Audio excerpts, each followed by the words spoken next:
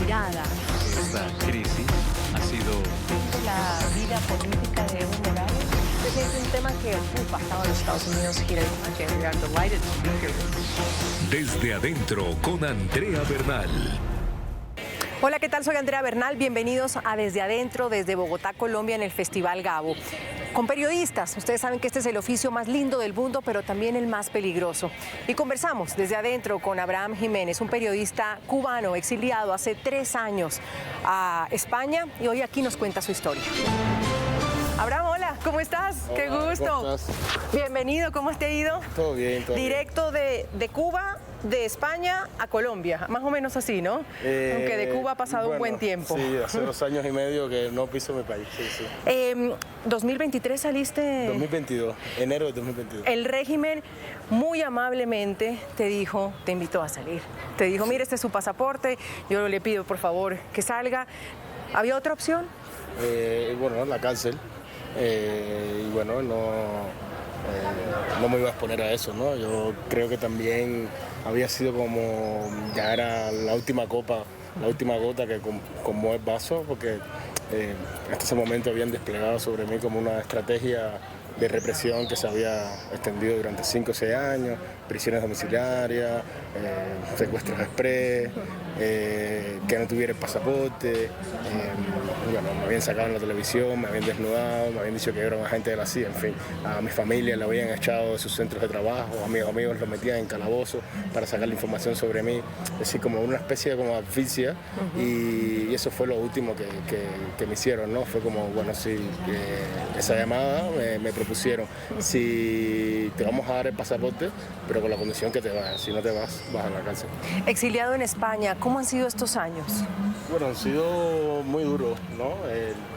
Tenía 33 años viviendo en un mismo país y además un país muy particular como es Cuba, ¿no?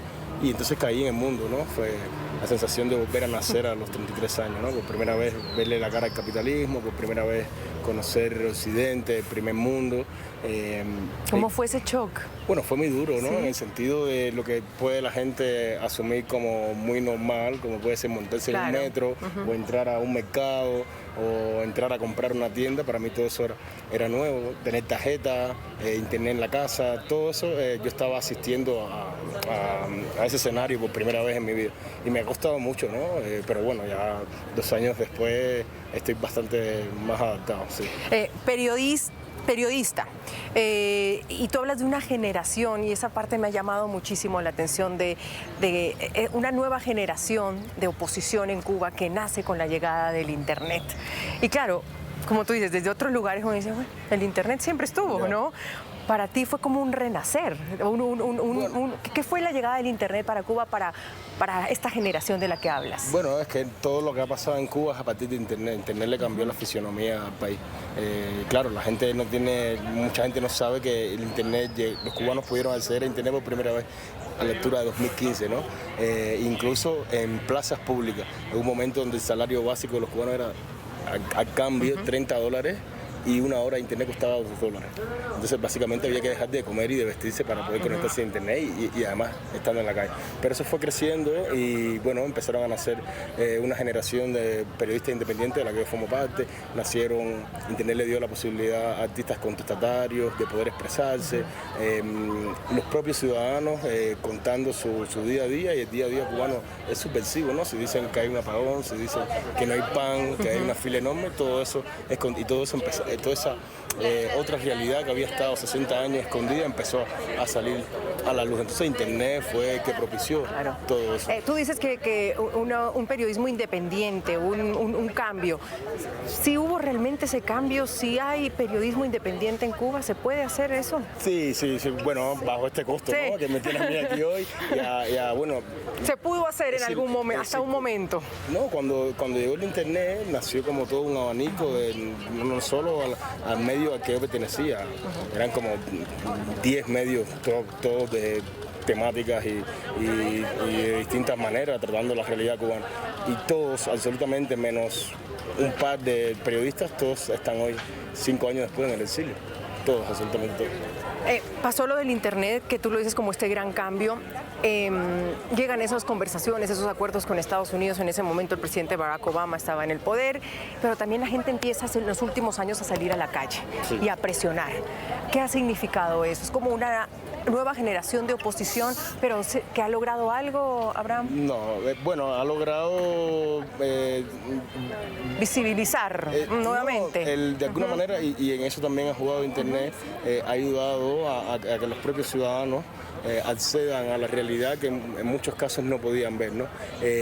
Y bueno, y a lo que asistimos en julio del 2021 fue la mejor escena para ilustrar lo que se está viviendo en Cuba, ¿no? En 62 lugares del país, bueno, la gente se tiró a la calle, ¿no? Claro. Y no eran ni periodistas, no eran ni activistas. Era la gente. Y la gente lo que estaba pidiendo era comida, medicina. Entonces, básicamente, la respuesta a eso fue encarcelar a más de 1.500 personas, incluidos más de 50 menores de edad. Entonces, sí, Internet generó que la ciudadanía se empoderara, pero a la vez el gobierno respondió y asesinó a todo eso. Y hoy estamos viviendo un momento donde toda esa generación está en el exilio y donde ahora mismo es muy triste, pero no, estamos viviendo un momento de que no sabemos cómo meseta, porque el que no está en una cárcel de máxima seguridad está en el exilio. Ahora, ¿se puede suavizar una dictadura?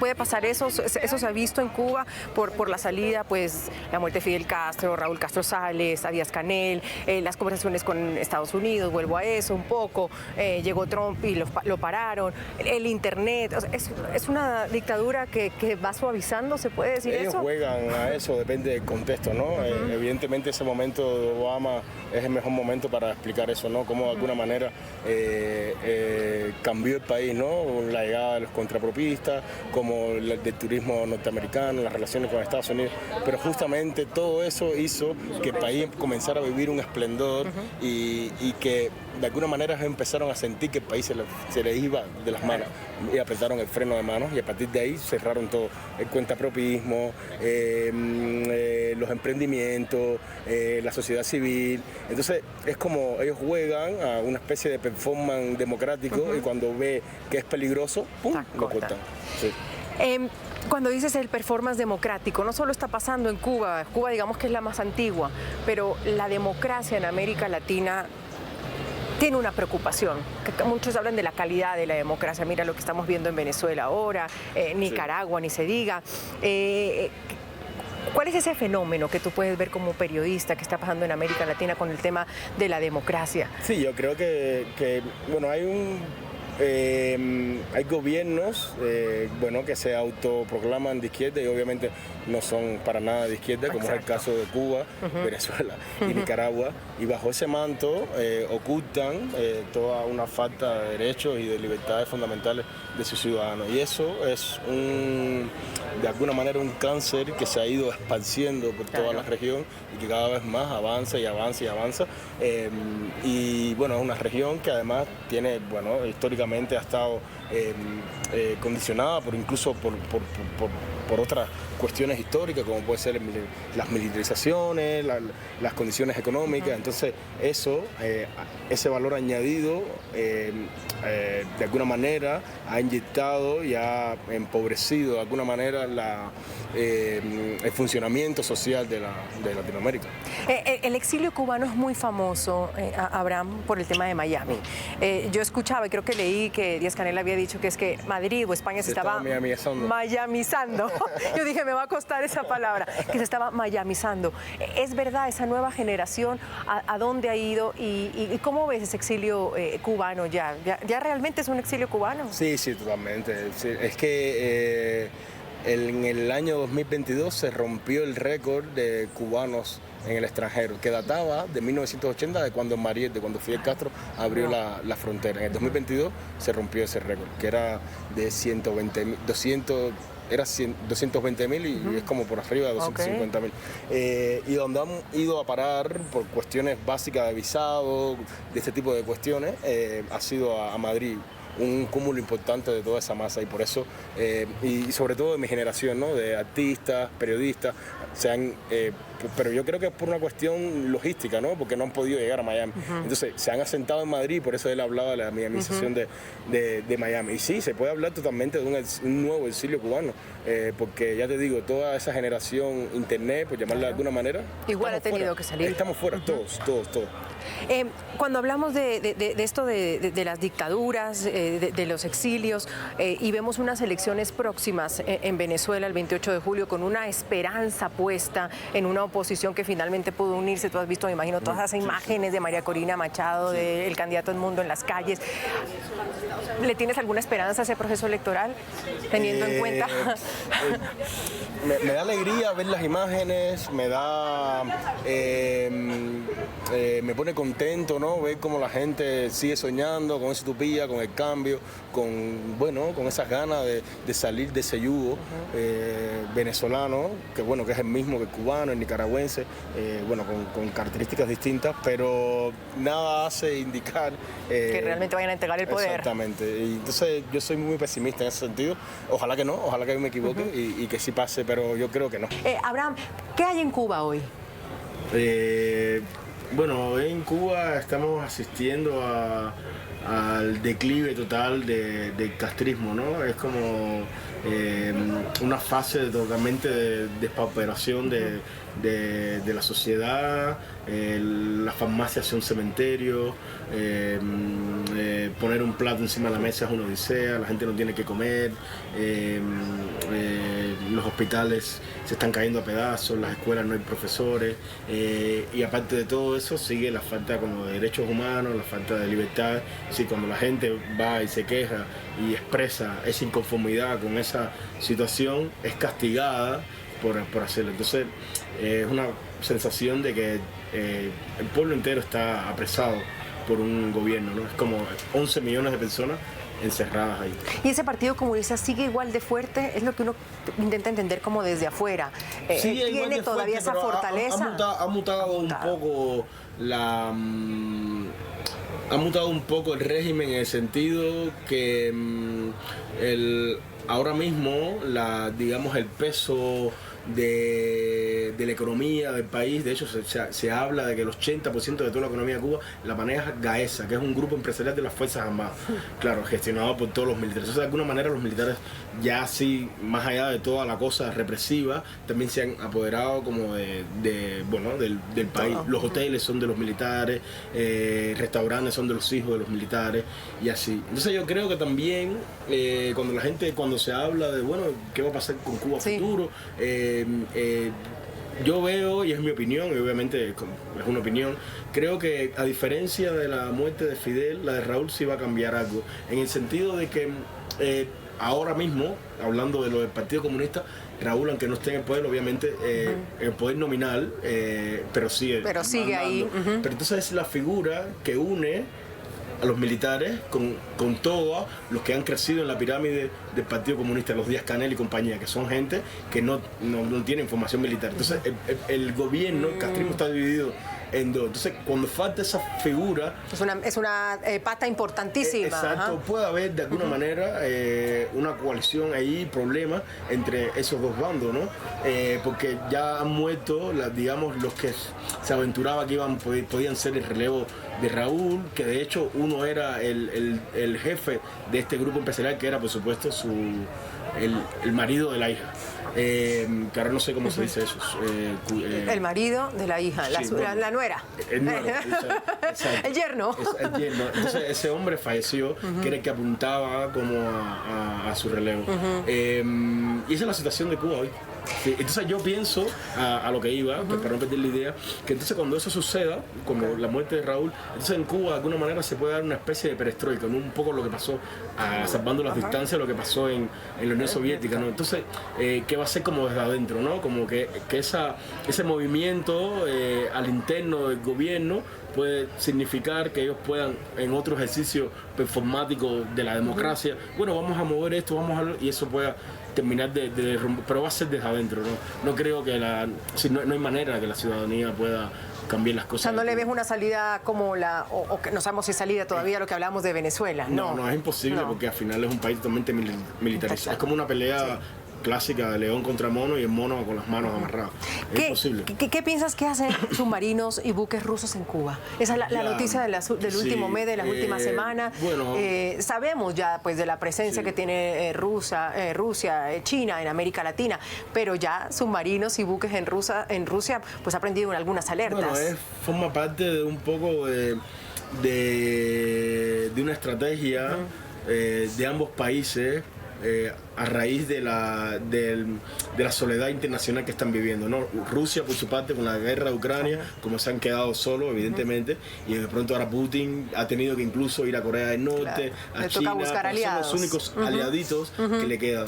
Y incluso Cuba, que tiene un puesto en el alto comisionado de las Naciones, de las Naciones Unidas, apoyó en la votación la guerra en Ucrania. Entonces ese espaldarazo que le dio Díaz-Canel, esa ayuda, de alguna manera el gobierno ruso le está devolviendo eso también para a las puertas de las elecciones de Estados Unidos generar como poner a Cuba de nuevo en la conversación, ¿no? Es como, tú me hiciste esto por mí, yo te hago esto para que vuelva la conversación a las puertas de que vuelva Trump. Entonces es como una estrategia de ellos dos, a ambos bandos, donde están sacando partido como una especie como de vuelta a la Guerra Fría.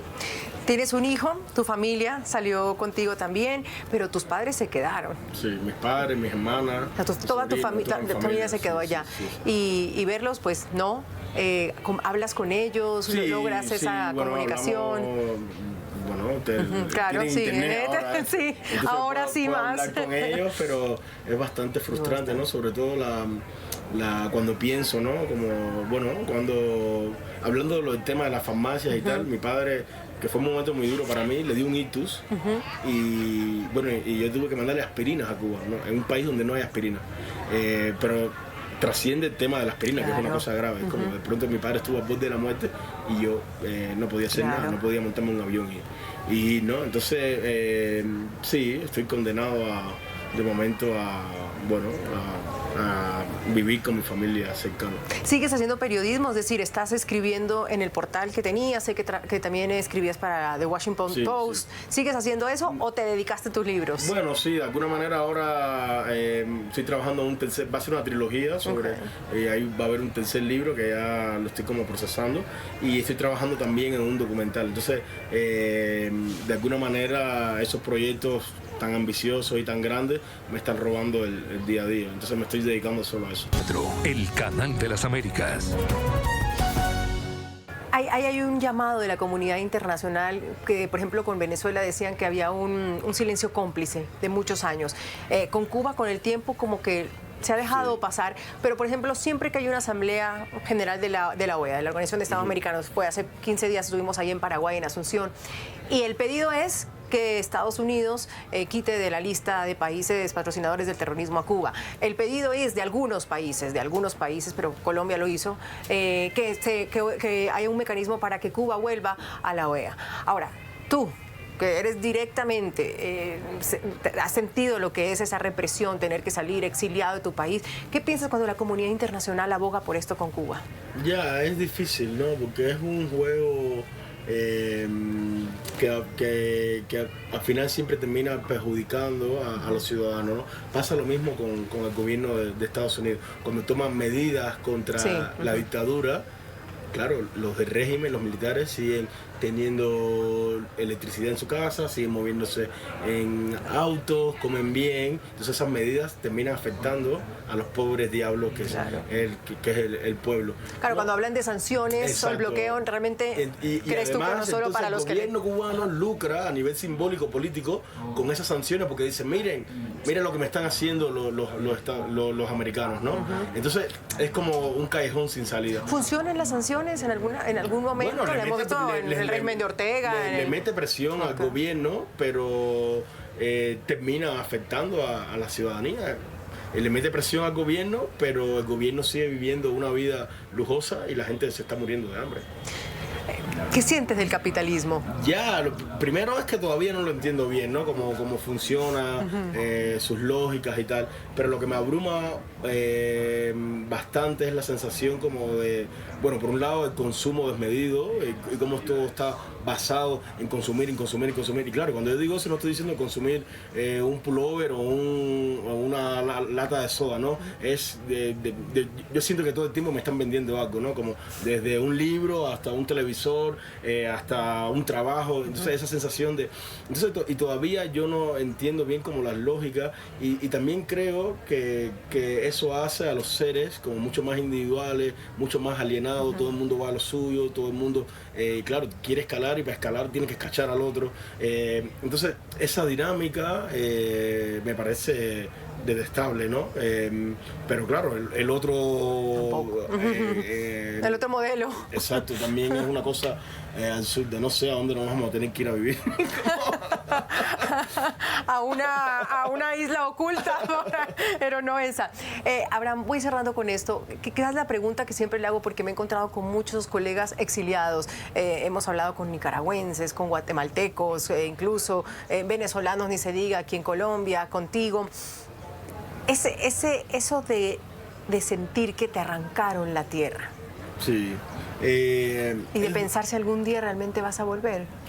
Ya es una... Intento bloquear ese pensamiento, ¿no? Okay. Porque como ahora mismo no tengo esa posibilidad, no tiene sentido como reparar sobre eso, ¿no? Pero también con la idea de regresar, ¿no? No puedo regresar ahora mismo, entonces postergo ese sufrimiento, ¿no? Pero me ha pasado una cosa curiosa con la idea de la tierra, de la patria, de la nostalgia. Claro, yo salí como muy dolido, ¿no? Y era una sensación ingrata porque yo estaba dolido con Cuba. Claro. Pero claro, Cuba a mí no me ha hecho nada.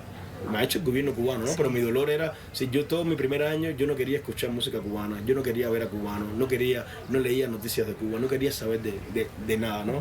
Era como, además estaba como muy mal de salud mental, bueno, tenía todas las heridas de la represión y tal. Pero pasados 2 años, eso ha cambiado totalmente y he empezado a picar el bichito de la nostalgia, ¿no? De un día, el otro día me pasó una cosa súper linda que puede ser tonta, pero claro, para mí tiene un valor. Estaba en mi casa a las 8 de la noche, bueno, 8 de la tarde porque a esa hora no ha oscurecido, y sentí como que sonaba el noticiero de Cuba. Claro, porque a esa hora en Cuba, a las 8, claro, es lo único que hay, están las puertas abiertas y en cadena todo el mundo pone el noticiero. Entonces tú sales a los balcones y escuchas. Y entonces de pronto, mira, me hizo, sentí eso y fue como wow. Y por supuesto no había ningún noticiero puesto. Y fue como... Es bonito, pero a la vez como súper triste, entiendo, ¿no? Claro. Y sí, esa sensación de que te robaron tu tierra, ¿no? Te robaron lo tuyo. Porque por más que yo me pueda adaptar, que mi hijo pueda tener como una vida y tal. Yo soy cubano y es muy distinto la vida, ¿no? Los españoles son muy distintos, los catalanes son muy distintos. Si me voy a Estados Unidos van a ser muy distintos. Y yo me fui de Cuba no porque quise, porque me fueron. Uno siempre regresa a los lugares donde fue feliz, dicen. Bueno, pero en mi caso ahora mismo lo tengo vetado. Ojalá pueda algún día. Vas a ver que algún día. Mira que los venezolanos y todos alguna vez perdimos la esperanza, pero dicen que es la última que se pierde. Sí, gracias por la invitación. Te agradezco. Un abrazo.